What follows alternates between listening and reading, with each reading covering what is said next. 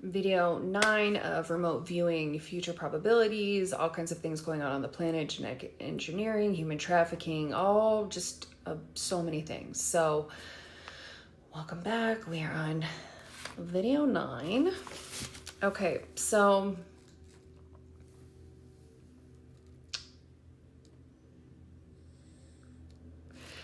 I have lightly talked about this, but I want to keep seeding you with this because part of me seeding you with this is so I can expand you out more outside of time, more outside of, time. Even I'm not talking just the daily time, the 24-hour day. I want to completely take you out of even just the calendar time. I want you to start to pull yourself back from time as you see it, whether it's hourly, daily, weekly, monthly, yearly, generationally. I want to take you out of that or give you the belief system that you can, because then you can start to see these things for what they really are. And what I'm getting at is, like the stuff with politics and all the stuff that we're seeing, yes, they appear to be systemically issues, right? Everyone's kind of working things out. There's war of worlds, there's all these things, but really, when I remote view, you guys, these things look this big. And so my reason for me continuing to bring this up is so that it can lessen the pressure that sometimes some of you feel in the body when reading or seeing these things, or the fear, and really kind of helping you see a bigger picture so that it doesn't feel so stuck, because there's so many more things going on that are way bigger than anything that we're being told. And I don't know, from my point of view, it kind of makes me feel better because I'm like, I don't even bother with that stuff. I haven't for a long time because there's just so much more going on that really I feel like deserves more attention. So just know that the politics and all these things, very, very small problems compared to what is going on. Okay, I think it's much smaller compared to if your life force got sucked out of a body and you were now in a clone on another planet and you're stuck reincarnated with no memory, like weird stuff. That to me seems a lot worse than red versus blue. A lot worse. Again, the genetic engineering is one of the biggest issues. Please, rearranging of life, and oh my gosh, it's so bad. It is connected to everything. So yes, it's just way worse. So keep that in mind. Telepathy is coming back. I briefly talked about it in another video, but I want you to start paying attention to this stuff when you are in crowds and when you are around people. I want you to really pay attention to your thoughts. Because yes, everybody's projecting, but you are becoming, just like when I talked about how it appears that the darkness is growing and growing, that light and that psychic awareness is growing and growing and growing. And those activations in you that are your God-given right, whatever you validate as God, but your true essence, you have psychic awareness. I am not separate from you. What I do is not something that I am special. I am here to remind you that you embody the same gifts. So part of my job is to also inspire you to remember that you are capable in carrying those exact same things in yourself. Please remember that. You are incredibly powerful. All of you. Especially the ones watching these videos, because you're already open to it, right? When you're open to it, things come online so much easier. But telepathy is coming back, and many they're already in it. And children, a lot of these children coming in, they are going to be telepathic. So yes, that's also part of some of the speech delays, because they are, again, I've talked about this before, but language slows everything down. When you are telepathic, you could just see a picture, and that one picture is a whole experience. No words needed. And so a lot of these children, and that's also why they don't mesh well with the school system, is because they're not coded for that. They are coded to, I don't want to say shut down. They don't shut down, but you basically have to wire their brain in a way to coexist at times in these systems, because to them, reading energy is their first language. Telepathy is their first language. So it's essentially like learning another language, which to some is just learning to talk. So please understand that children are coming in differently. And I know many of you know this or can see this. They're also coming in with memories from other lives, and typically to children in general till about the age 7, they're not as highly programmed and conditioned, so they do have access to other lives before a lot of that human conditioning comes in. If you are a parent who has a child who has these abilities, keep it to yourself. Don't be blasting it on social media and all that stuff. It looks like fun and games, but it's like exploiting a child, in my opinion, because I know how agencies look for these children and follow and watch and observe, and there is a violation of privacy. If they want to later do that on their own, great.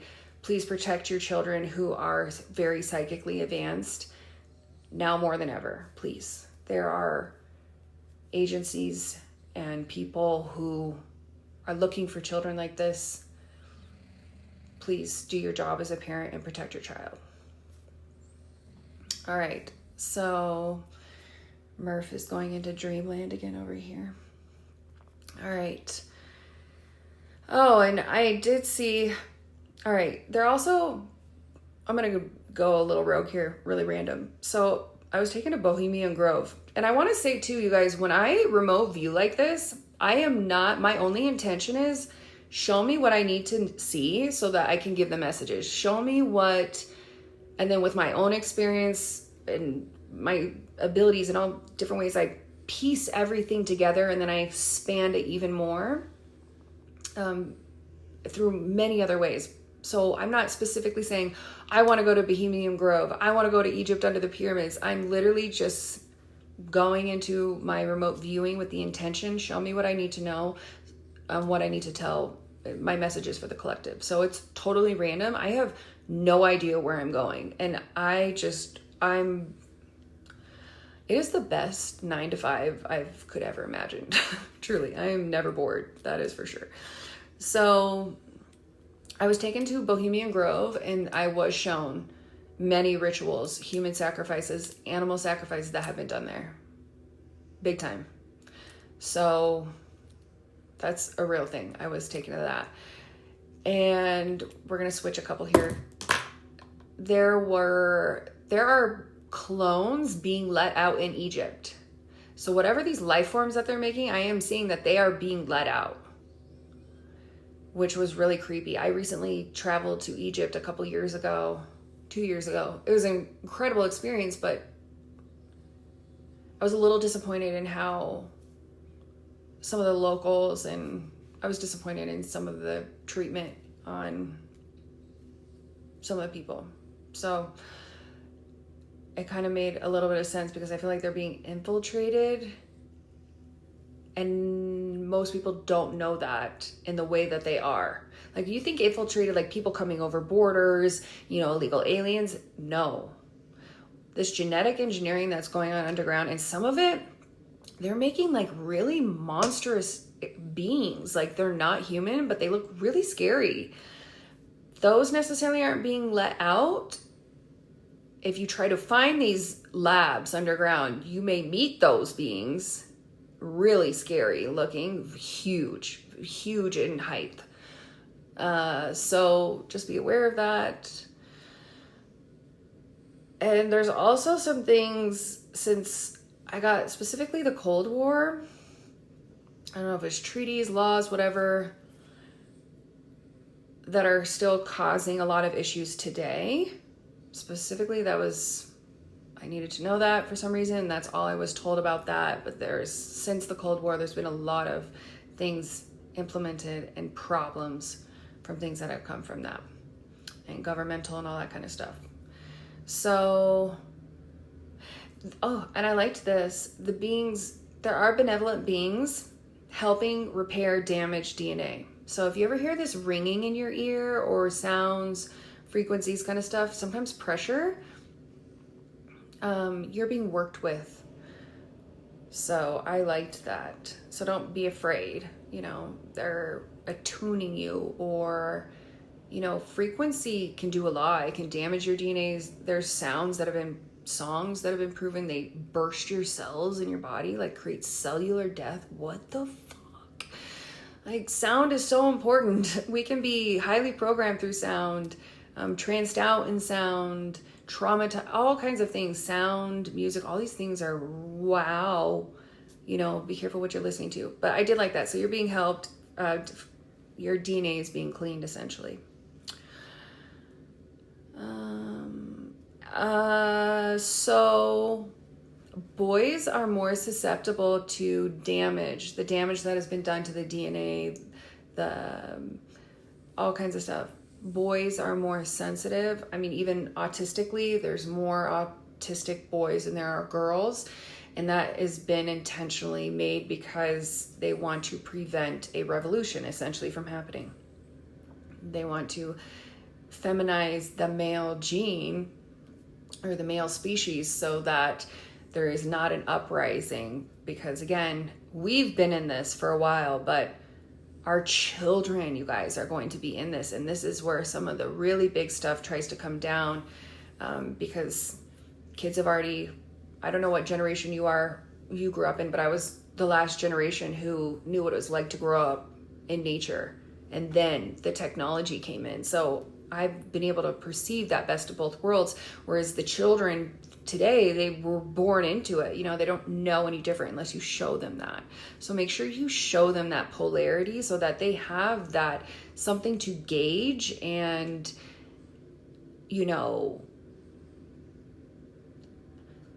it's really important. It's just really important. If you can give a child a life of nature, then they will understand the importance of that, because their generation is really going to be when the transhumanism is rolled out, that really high tech, and it's very easy to get, we're putting these kids on screens all day. I'm not saying everyone watching this, but there's a big push to put kids on screens. And what does that do? That hardwires their brain for dopamine addiction. All right. We are essentially giving them a needle to the arm. Please understand that it hardwires the same neural networks that addiction does, heroin does, cocaine does, the drugs. And you're giving it to a child who has never learned regulation about anything. And so please give them an outlet to nature so that they are okay with doing simple things. So they don't need that over stimulation of just so much coming at them all the time to be satisfied and happy. It's not healthy, and the nervous system is too much for the nervous system. And so that's where you see the meltdowns and the spiraling, and they actually go through withdrawals when you take the tablets away. That is a sign of dopamine withdrawal. You are creating a society of addicts. That's scary. And even segueing off of that, allow your children to know what it's like to fail. This whole idea of I want my children to be happy all the time and give them everything. If your child does not know what it's like to fail, so then that they can be at the bottom of the barrel, work their way back up themselves, and, create a lesson and experience of growth, an opportunity for growth and learning, please allow your child, again, within reason, have boundaries, right? You're the parent, but allow them. Society and schools are like, everyone's the same, everyone wins, and we're destroying our children.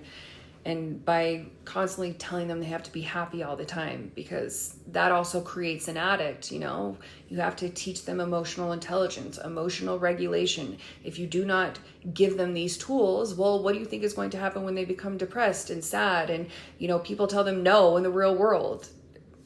Are they going to be able to cope with that? Or are they going to turn to things that are self-sabotaging, that destroy them, their body, their life, their relationships? Please allow them to learn. Stop trying to save them from everything. I'm seeing this being a really big problem, because what happens too is, as parents, and I'm You guys, I'm a mother. I never post my kids online because I don't believe social media is for children. That's my belief. No judgment. But, you know, we have children, and there's this misconception of a lot of people. I shouldn't say a lot of people. I don't know how many. Irrelevant. There's this misconception that we have children, so therefore they are ours. And yes, to a certain extent, we birthed them, we raised them, we kept them alive. We gave them a strong foundation, and whatever that foundation was is different for every home, every family. But ideally, you give them a strong foundation to where that they can grow up and be a thriving adult, where a lot of us spent a lot of our adult life, depending on our situations, recovering from our childhood. And so we were the ones who said, all right, we're going to rotor this genetic line, and we're going to clear everything the frick out because it's been a mess. And we're going to take this on, and we are going to allow ourselves to feel. Do not get stuck in the childhood trauma to where you're overprotecting your children, to where you are a helicopter parent, to where they can't even make the simplest decisions themselves. That's going to create a really big problem, especially in the workforce, of people not wanting to work, not wanting to do anything, can't make decisions. They just are, they can't do anything because they've always had everything done for them. You know, kids come in with a whole encyclopedia shelf of soul lessons that they came in to work out. And as parents, if you're constantly trying to take that from them, those lessons, and save them from themselves, what you actually do is you take on their karma. And then one day when they're done and they leave the planet, they have to come back and do it all over again because you took it from them. Please don't do that. You're robbing them of confidence, of self-worth, of, you know, independence. Please let your kids be kids. You know, again, boundaries and limitations, and it's a constant juggle of balance, right? It's a lot to be a parent these days. I think more so than ever before, because there's just so much now that there just hasn't been. So, you know, conscious awareness parenting, right? All right.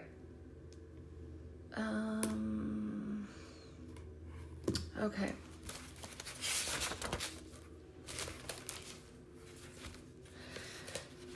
Oh, interesting. This next page is about parenting. So stop getting lost in being busy as well, you guys. We're in a time also of slowing down, with doing with less, simplifying.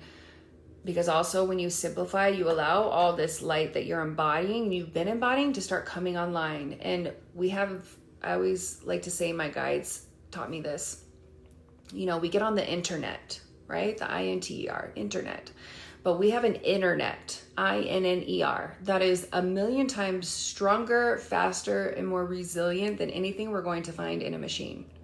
You are a literal walking embodied super AI beyond anything you can imagine.